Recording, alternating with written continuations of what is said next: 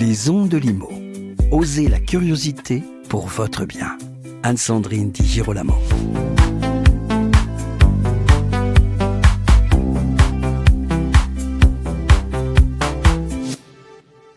Je retrouve aujourd'hui mes deux amis, Antoine Ménard et Gilbert Chouchana, dirigeants de Recrutimo, pour parler en toute liberté du métier d'agent immobilier, un métier qu'ils aiment et qu'ils ont pratiqué pendant de très longues années avant de concentrer leurs efforts sur la formation. La question aujourd'hui sera celle de la valeur apportée par les professionnels, des valeurs qu'ils doivent porter et des moyens qu'ils peuvent se donner pour améliorer leur performance. Bonjour Antoine Ménard. Bonjour Anne-Sandrine. Bonjour Gilbert Chouchana. Bonjour. Antoine Ménard, je sais que ce sujet de la valeur du métier d'agent immobilier vous tient à cœur. Elle vous tient tellement à cœur que lorsque vous débutez une formation, et ça c'est une information que vous m'avez confiée, eh bien vous n'y allez pas par quatre chemins. Votre idée, c'est de réveiller en chaque agent immobilier une envie profonde, parfois dormante, de veiller à bien faire son métier ? Oui, c'est un peu plus compliqué que ça. C'est-à-dire que je pars du principe que depuis quelques années maintenant, l'ADN de l'agent immobilier s'est perdu. C'est-à-dire que le marché a été tellement en croissance, avec une telle concentration, enfin tel nombre un volume très fort de transactions, de nombreux concurrents, que finalement le métier s'est un peu perdu. Et aujourd'hui, je pars du principe que beaucoup d'agents immobiliers ne savent plus réellement quel est leur métier, ils n'en ont parfois pas conscience.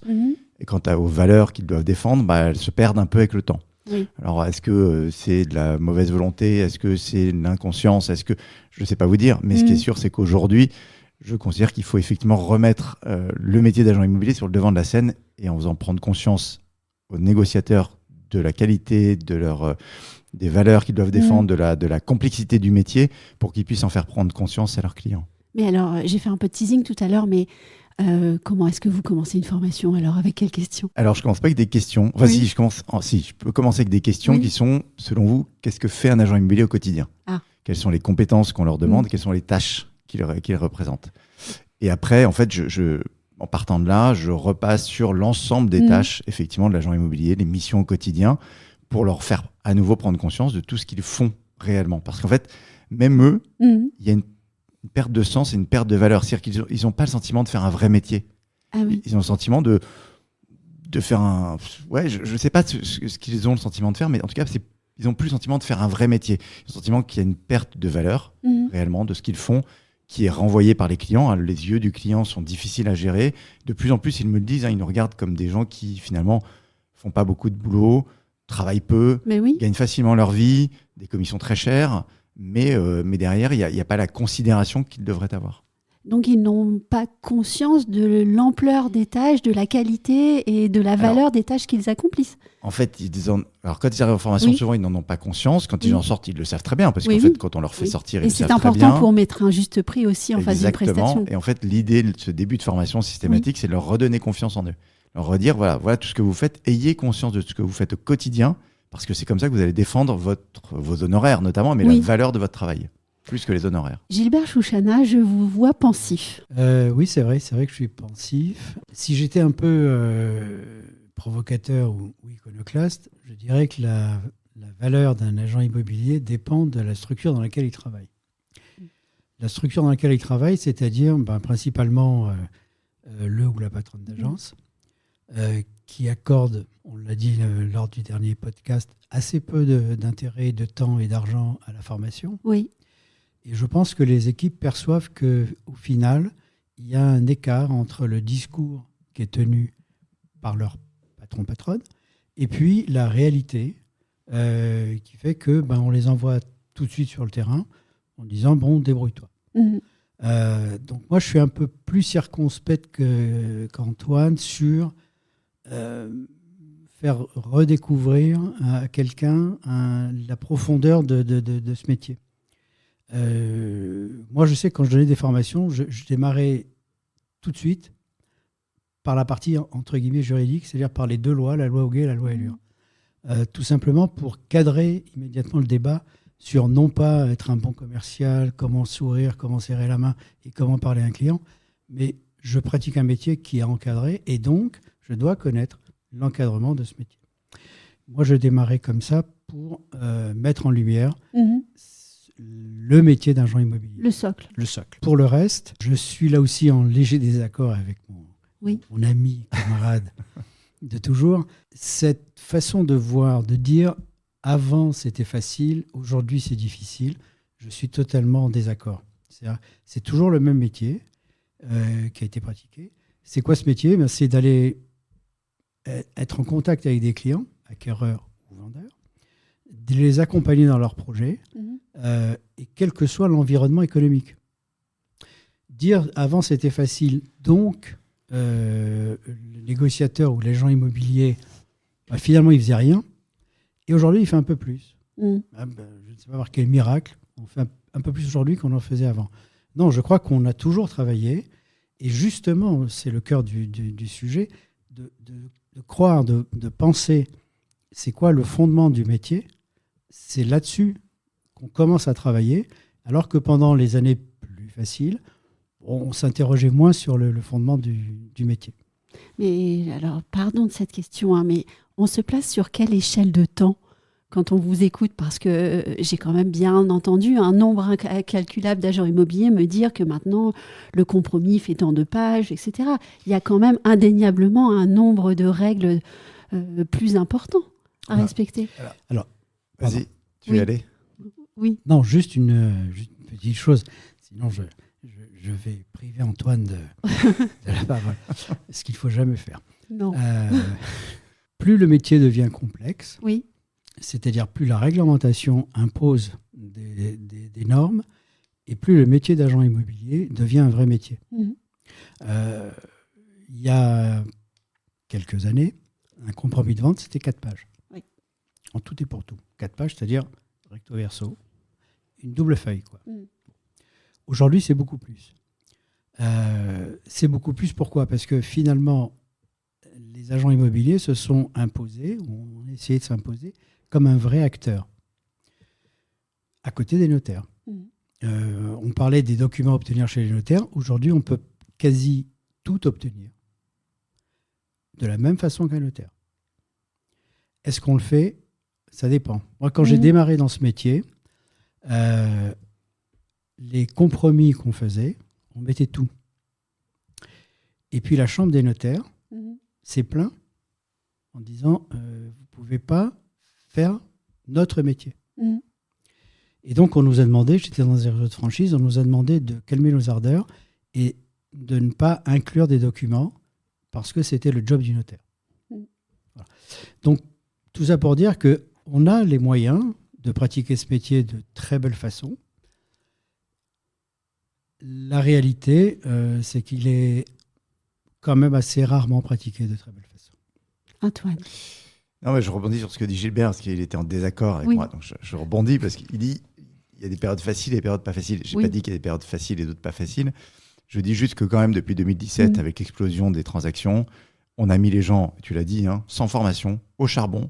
Et bon an, mal an, ils se débrouillaient, ils faisaient des transacts. Oui. Donc, il y a un mandat qui traîne, je fais une visite au passage, tiens, allez hop, c'est une visite qui rentre, c'est une offre qui rentre et c'est une commission qui rentre. Et donc, mine de rien, ce métier en période de croissance, tout le monde prend des raccourcis. Et des gens qui ne sont pas faits pour ce métier peuvent le faire. Et les patrons de ces gens-là ne leur donnent pas de formation suffisante. Et donc, à la fin, c'est des gens qui ne peuvent pas réussir. Et c'est des gens qui, à mon sens, vont dégrader l'image du métier d'agent immobilier, qui est, encore une fois, comme tu l'as dit, un très beau métier que nous, on a aimé faire. Mais dans ces périodes de croissance ultime, parce que 2021, c'est 1 200 000 transactions, dans cette période, je suis désolé, ce n'était pas un métier. C'était pas un métier. En tout cas, pardon. Excuse-moi, Gilles. C'est un métier. Il n'était pas appliqué et exploité comme tel. Si je suis ta logique, ça veut dire que dans ces années, 2017, puisque tu les as nommées, en fait, on n'aurait pas eu un turnover aussi important que ce qu'on a aujourd'hui. Or, en fait, ce turnover, il a toujours été là. Ça veut dire que même dans un métier où, normalement, on devrait arriver à sortir son épingle du jeu, il y a des gens qui n'ont pas réussi à sortir l'épingle du jeu à côté de leurs camarades. Donc, c'est pas trop une question d'environnement. Enfin, pour moi, c'est pas trop une question d'environnement économique. Mais alors, est-ce qu'il faut voir d'un œil bienveillant cette chute du nombre de transactions afin que tout ça puisse se réguler gentiment ? Moi, oui, pour le coup, moi, j'ai commencé en 2008. J'ai commencé en novembre 2008, dans un marché catastrophique. je pars du principe que si j'avais commencé dans un marché en croissance, j'aurais pas eu la même réussite. Pourquoi ? Parce que je pars du principe que j'ai fait ce métier tel qu'on me l'a appris. Donc j'ai eu 2 mois de formation dans un réseau de franchise. J'ai eu 2 mois de formation très poussée. Et que quand je suis arrivé, c'est cette formation-là, plus mon historique, mais cette formation-là et ma sensibilité juridique qui font que j'ai fait la différence sur un marché en crise ultime. Oui. Et que si ce marché avait été un marché en croissance, j'aurais probablement pas fait la différence de cette manière-là parce que j'apportais pas le même conseil, etc. Donc je pense que c'est important pour moi de grandir dans les marchés difficiles. Là, Gilbert semblait d'accord. Oui. Il va dire non. Oui, je pourrais dire non, c'est vrai. Sur le nombre de transactions. Oui. In fine, ce nombre de transactions en France, il traduit une rotation plus importante de la détention d'un bien et non pas de l'accès au marché de la propriété. On est à 57% de propriétaires en France. On l'était il y a 10 ans, 15 ans ou 20 ans. Oui. Donc là-dessus, ça ne bouge pas. Et ça, c'est dommage. Le vrai moteur, il est là. Oui. Là, on est sur un marché avec une rotation plus importante et donc des transactions plus ou moins importantes. Mais c'est tout, en fait. Réellement, le marché, il ne change pas. Alors moi, j'aimerais qu'on revienne sur ce déficit d'image. À tout le moins, des agents immobiliers. Quels sont, selon vous, les points d'amélioration possibles ? Moi, juste sur le déficit d'image, oui. dont a souffert et dont souffre le métier de l'immobilier, il est principalement et pour beaucoup lié aux métiers commerciaux. Et en France, si c'est mieux aujourd'hui, le métier commercial est toujours mal vu. Oui. Parce qu'on considère qu'un commercial, c'est quelqu'un qu'on jette par la porte et qui revient par la fenêtre. Et ça, c'est bien de le rappeler. Ce n'est pas uniquement une question de l'agent immobilier. Exactement. Exactement. C'est l'ensemble des métiers commerciaux. Oui. Et ce déficit, il provient de là. Oui. Déjà. Et d'ailleurs, l'image d'Épinal, c'est le vendeur d'encyclopédie qui passe de porte en porte. En fait, on en est encore là. Ouais. En fait. Non, et après, si on rentre dans le détail, le métier étant extrêmement complexe et large, il y a un peu sur tous les domaines. Le domaine juridique, c'est un domaine où il y a une vraie faiblesse de formation, de questionnement, quand on parle d'autorisation administrative, d'un permis de construire, une déclaration de travaux, quand on parle d'annexion de parties communes, c'est des choses, j'ai l'impression que ça dépasse un grand nombre de personnes. Alors, soit parce qu'ils n'y ont jamais été confrontés, mais quand on n'y est jamais confronté et qu'on n'est pas formé, on risque pas de se poser la question.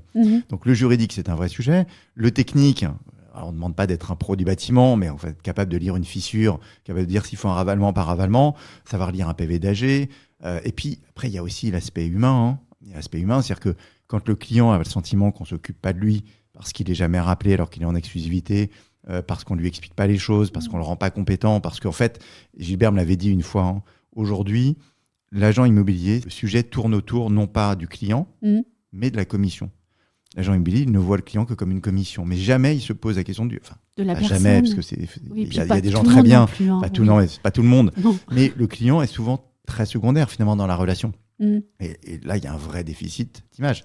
Après, il ne faut aussi pas oublier que les médias et même certains réseaux font leur travail dans ce domaine. C'est-à-dire que quand on a des pubs où on peut vendre sa maison depuis son hamac, vis-à-il des clients, je suis désolé, ça ne renvoie pas une image très positive. C'est pas les médias, c'est la communication interne. C'est de la communication. Alors, soit c'est la communication, mais ça fait partie des médias.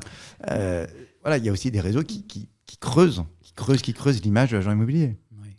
Alors après, il y a peut-être aussi un décalage entre les équipes et les directions. Je m'explique.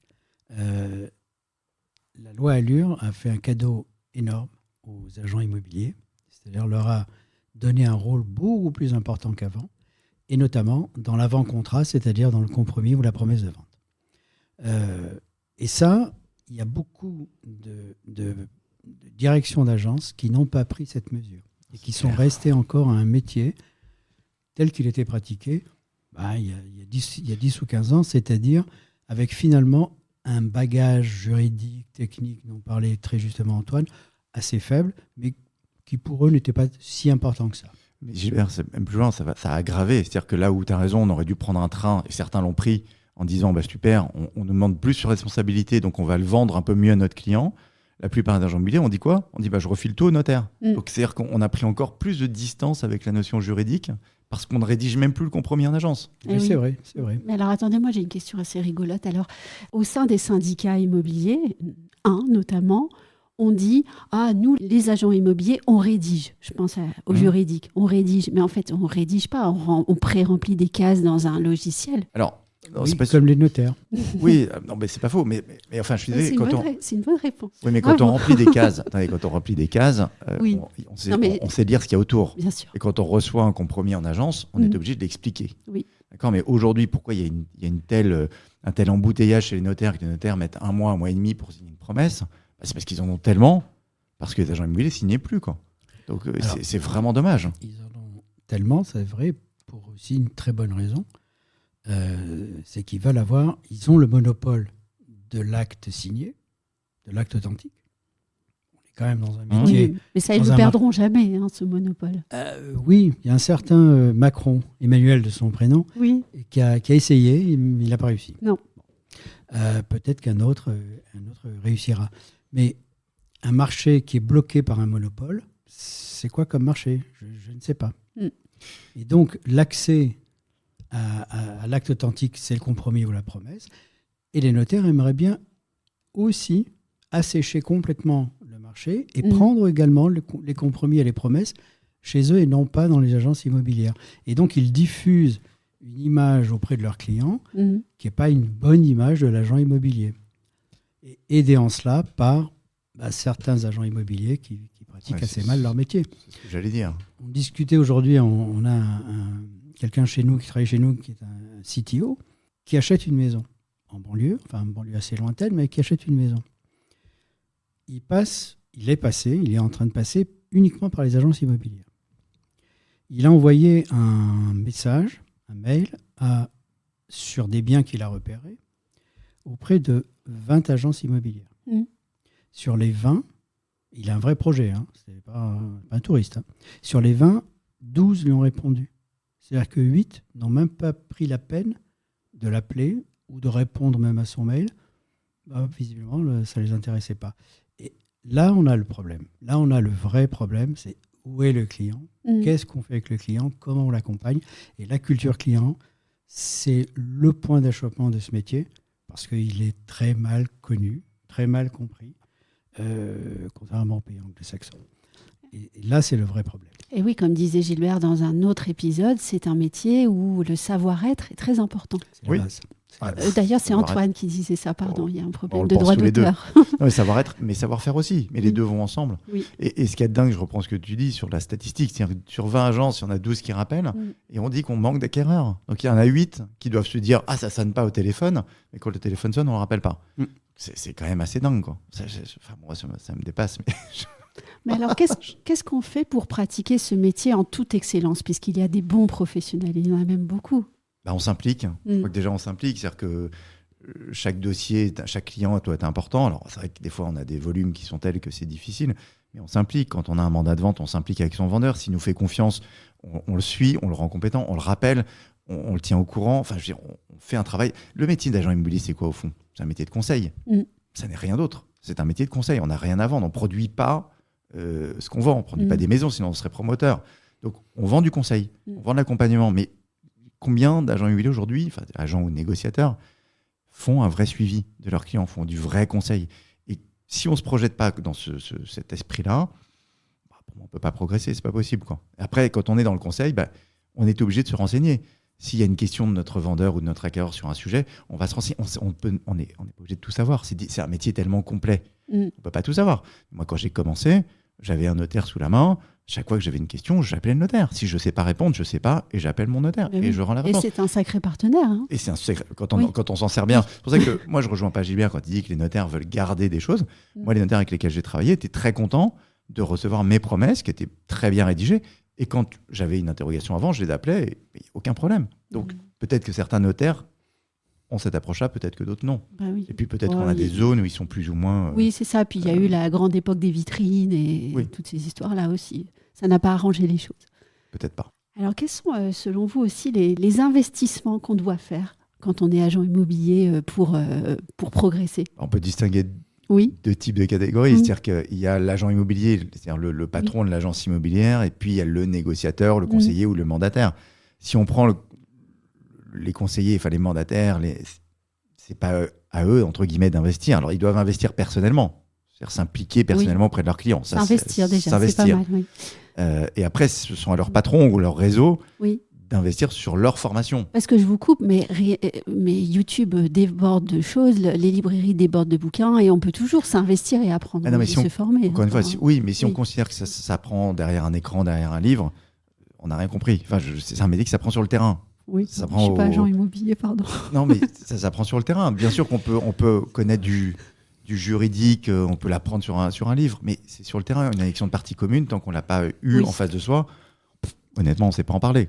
Oui. En fait, la profonde différence qu'il y a maintenant, c'est que l'information est très répandue. Oui. La connaissance est très répandue. Contrairement à ce qui se passait auparavant. Donc, le rôle de l'agent immobilier, qui auparavant était un peu la source de la connaissance du marché de l'immobilier, et notamment des prix, aujourd'hui, ça a complètement volé en éclats. Cette connaissance est diffusée partout. Les journaux, contrairement à ce que dit Antoine, font très bien leur métier, et donc permettent à un nombre incalculable de gens de savoir combien ça coûte là, et là, et là, et là. Est-ce que c'est en progression, en régression, etc. Est-ce que les agents immobiliers, dans leur ensemble, ont pris cette mesure que leurs clients devenaient de plus en plus compétents, voire même plus compétents que le négociateur ou la négociatrice qu'il a en face? Je ne suis pas sûr qu'ils ont tous pris cette mesure-là. Et une partie du problème vient de là. Et donc investir, c'est investir déjà dans la connaissance, dans l'approche du marché, dans la formation, dans l'auto-formation, dans le savoir-être, qui est la base d'un métier commercial, pas spécialement l'immobilier, mais surtout dans l'immobilier. Et c'est là-dessus où il faut investir le plus. Et non pas uniquement, on en parlait tout à l'heure, dans la recherche de la commission immédiate. Antoine Ménard? Non, je partage complètement ce que dit Gilbert, à part que j'ai jamais dit que les journaux faisaient pas leur boulot, mais... Un peu quand même. J'ai parlé des médias. Ah oui, c'est pas pareil. En général. Non, mais moi, je partage tout ce qu'on s'est dit, il n'y a pas de sujet, mais je voudrais quand même rajouter un truc qui est important, parce qu'on parle beaucoup d'images d'agents immobiliers. Il ne faut quand même pas oublier que, et je reviens toujours sur cette espèce de récurrence, à chaque fois je le dis, mais je suis convaincu que la réglementation est aussi très responsable de la perception que l'agent immobilier a de son métier, mais du client. Parce qu'à partir du moment où on tolère qu'un client paye 0 en faisant travailler quelqu'un, on ne donne aucune valeur au métier de l'agent immobilier. Donc ça, je pense que c'est quand même un vrai sujet de fond. C'est-à-dire que tant qu'on n'apporte aucune valeur à un métier, il ne faut pas se donner qu'il soit fait de mauvaise façon, que le client ait une perception très mauvaise de celui-ci. Mais attendez, là, on va faire une boucle. Ça, il suffirait de renvoyer au podcast numéro 1 qu'on avait enregistré pour repartir sur le débat. Exactement. Parce que moi, j'ai quand même une autre question pour terminer. Est-ce que ce métier, il est appelé à se transformer pour vous? Ou est-ce qu'il est déjà en train de se transformer? Alors moi, je vais faire un petit rappel. Il y a des sociétés qui sont arrivées sur le marché entre 2013, 2014, 2015 et ainsi de suite, qui sont venues pour disrupter le marché. On va disrupter l'agent immobilier. C'est-à-dire qu'en fait, l'agent immobilier est tellement idiot, tellement con, on va arriver avec nos boîtes digitales et on va tout transformer. Ils en sont où aujourd'hui? Alors, ils ont levé des dizaines de millions d'euros. Soit ils sont morts, soit ils sont revenus à des modèles classiques. Donc moi, la notion de transformation de l'agent immobilier, honnêtement, j'y crois pas. Je pense que c'est un métier qui existe depuis des années et il n'a pas beaucoup évolué. Il faut juste bien le faire. Et que les outils digitaux sont peut-être au service et peuvent rendre ça peut rendre des services, ça peut faciliter la vie, etc. Mais je ne crois pas à la disruption, la transformation non plus. Donc, mais c'est un avis un peu de vieux con. Et Gilbert Chouchana? Oui, d'accord sur le constat des nouveaux entrants sur le marché qui sont tous des entrants plutôt vers le digital que vers le physique, ce qui est un petit peu normal parce que c'est facile entre guillemets à gérer.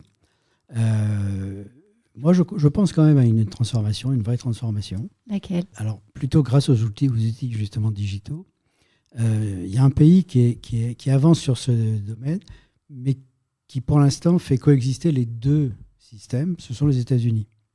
On a à la fois un accès beaucoup plus important à l'information. Je peux savoir instantanément, en me promenant dans une rue, dans n'importe quelle ville, le prix des biens qui ont été vendus. Je peux même avoir qui l'a acheté. Oui. Avec son nom. Alors ici, on enlèverait le nom avec la RGPD. Mais je peux savoir où en est son crédit hypothécaire. Donc, qu'est-ce qui reste à racheter. Bref, j'ai accès à tout. Et avec des sociétés comme CoStar, on connaît un petit peu, comme CoStar qui eux, sont en train de pomper intégralement l'ensemble des photos immobilières qui sont sur le marché, je peux arriver, en fait, à être un agent immobilier sans rien ou avec très peu de choses. Et donc, une des réponses est probablement dans l'approche du métier, mais comme en France, pour l'instant, je ne critique pas la France, c'est mon pays, mais pour l'instant, les barrières sont partout. Je ne peux pas utiliser des photos si elles sont prises, si elles ne sont pas publiques. Alors, je ne sais pas ce qui n'est pas public aujourd'hui, puisque l'Internet est partout. Et du coup, ça bloque, en fait, l'ouverture de ce marché vers de vraies technologies, vers de vraies évolutions qui, à mon avis, sont celles sur lesquelles on devrait pouvoir compter à l'avenir. Et pas uniquement, et pas seulement, sur la valeur de l'agent immobilier. Ouais, mais avec ces outils-là, tu ne transformes pas le métier, tu le rends plus facile. Tu lui donnes accès à de l'information, mais ça ne transforme pas le métier. Aujourd'hui, l'agent immobilier, il s'appuie sur des informations, alors elles sont parcellaires, mais quelque part, il doit s'appuyer dessus pour déterminer son marché. Demain, ça lui donnerait une vision beaucoup plus exhaustive, mais finalement, son métier resterait le même. Alors, on se recentrerait sur du conseil et de l'accompagnement, mais au fond, ça ne va pas transformer le métier en lui-même. Ça le facilite, ça le rend plus transparent. Mais c'est sûr que on revient à la réglementation. Hein. On est encore bridé par cette réglementation. Et pas que d'ailleurs, à mon avis, mais je ne comprends pas pourquoi on n'a pas accès à toutes ces informations-là, hormis les données nominatives, qu'on ne sache pas que le bien a été vendu il y a 2 ans, il y a 3 ans, il y a 10 ans, il y a 50 ans, à tel prix. C'est vrai qu'aux États-Unis, il y a l'historique sur tout. C'est fou. Tout. Ah, tout. Oui. Et les agents immobiliers, d'ailleurs, du coup, comme il y a la transparence, les agents immobiliers travaillent les uns avec les autres. Et ce n'est pas du tout la même approche. On est agent immobilier de quelqu'un. On est l'agent immobilier de quelqu'un, comme on est avocat ou notaire. Et d'ailleurs, l'entrée sur le marché de Papers Immobilier a vraiment ouvert les chakras de beaucoup, d'ailleurs. On a vu la presse, tout le monde s'est ébobie sur Papers. Il y a Google qui... Oui, aussi. Oui, qui arrive, forcément. Non, mais tant mieux, si on a de l'information en plus, tant mieux. Mais je crois que le métier restera quand même le même, c'est juste qu'il aura des supports supplémentaires pour réussir. Oui, mais à bien connaître et comprendre le digital, moi je dirais qu'une des différences peut-être, ce que je disais à mes équipes souvent, c'est qu'aujourd'hui, pour toucher un client qui habite en face de l'agence, je vais aller utiliser les réseaux sociaux, je vais aller utiliser du Google Ads, je vais aller utiliser beaucoup de moyens de communiquer pour aller chercher un client qui a 10 mètres, 15 mètres en face de l'agence. Et ça, c'est la différence. Oui, grosse différence. C'est la grosse différence. Et cette communication, qui est en fait maintenant complètement différente de ce qu'elle a pu être, c'est là-dessus où il faut travailler. Et c'est là-dessus où on ne travaille pas beaucoup dans l'immobilier. Mais Antoine va être très content de voir cet agent immobilier augmenter, alors qu'on a parlé du déficit d'image depuis le début, au fond. Moi, je veux dire que les réseaux sociaux, ce n'est pas un agent immobilier augmenté. L'agent immobilier, déjà, si en face, il n'est pas capable d'aller prendre son mandat, il ne fait pas son job. Donc, avant d'aller sur les réseaux sociaux, je considère qu'il faut qu'il aille prospecter et mettre du papier dans les boîtes aux lettres. Mais c'est une vision un peu ancienne, mais il n'empêche que. Aujourd'hui, c'est bien beau de mettre des posts et des trucs sur Instagram. Déjà, si je ne peux pas aller taper aux portes, il y a un vrai problème. Et en dernière question, si je vous demandais de résumer ce podcast chacun en 1, 2 ou 3 mots maximum. En quelques mots, moi je dirais qu'un métier, un vrai métier, méconnu, est souvent mal transmis. Voilà pour moi les maîtres mots d'aujourd'hui. Ah non, mais moi j'aurais dit un beau métier. J'ai dit c'est un beau métier. Oui. Je ne veux pas être très original, mais c'est un beau métier. Et c'est un métier que j'ai adoré faire. Vraiment. Et c'est un vrai plaisir que de vous écouter et de vous avoir écouté aujourd'hui, nous livrer, partager avec nous ces réflexions sur le métier d'agent immobilier. Merci Antoine Ménard. Merci Anne-Sandrine. Merci Anne-Sandrine. Et merci Gilbert.